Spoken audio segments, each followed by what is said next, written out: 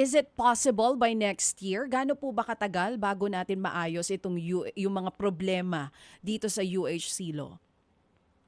Well, yan ang natin. Actually, it's a 10-year program, DJ Sacha. So we are entering the 7th year, no? So I think siguro kung tapusin na natin yung kung mas maganda, kung mas maaga, pero kung hindi man, siguro on the 10th year, hopefully talagang maayos na ito. Mhm. We are seeing some, we are seeing big improvements naman, no? Especially under the new PhilHealth administration now.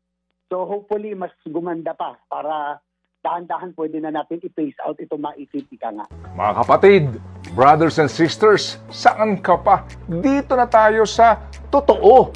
Dito na tayo sa True FM. Mga kapatid, mag-subscribe and follow po kayo sa social media accounts ng True Network PH. Yan po kami. Hanapin nyo lang True Network PH, Facebook, Instagram, YouTube, TikTok, and podcast. Mapa Apple or Spotify man yan, mahahanap nyo kami. Lahat ng mga napapanood at napapakinggan nyo po sa programa, nasa social media accounts namin yan. So, paano mga kapatid? See you sa social media!